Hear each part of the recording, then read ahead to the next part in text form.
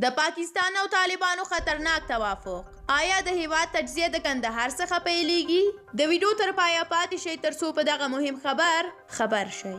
د افغانستان او ګاونډیو هیوادونو ترمنځ سرحدي مشکلات په ځانګړي ډول د تګ راتګ ستونزې له پخوا څخه موجودې وي او د حل لپاره یې په بېلابېلو وختونو کې هلې ځلې شوي دي. خو دا چې په حقیقت کې د افغانستان او ګاونډیو ترمنځ د تګ راتګ لپاره مناسب امکانات تاسیسات شتون نه لري، نو د ځینو ستونزو د رامنځته کېدو سبب شوي.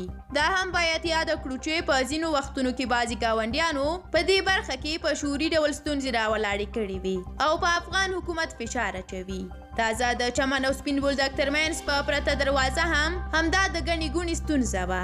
د پاکستان لوری وایي چې دوی د نظم لپاره مجبور ځینې وخت د زور څخه کار واخلي، خو افغان لوری بیا وایي چې پاکستانی پوځیان د افغان وګړو سره غیر انساني چلند کوي. په همدې سبب تیره میاشت کله چې پاکستانی پوځیانو د یوې افغانې میرمنې سپکاوی وکړ، نو د افغان طالب ځواکونو له لوري ورباندې ډزې وشوې او 3 پاکستانی پوځیانو ته مرګ ژوبله واوښته. له دې پیښې وروسته افغان حکومت دا دروازه د یوې میاشتې لپاره وتړله او تیره ورځ د یو لړ مذاکراتو وروسته بیا پرانیستل شوه.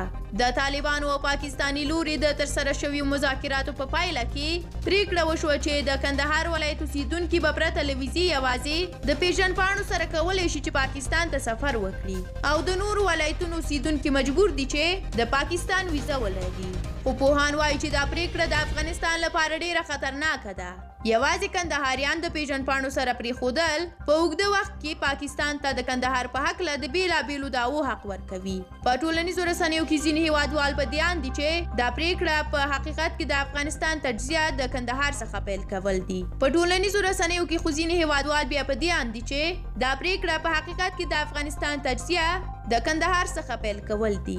پوهان سپارښتنه کوي چې د پاکستان سره باید هر ډول توافق د یو متحد افغانستان په هکله وشي، نه د یو ولایت او سیمې په هکله.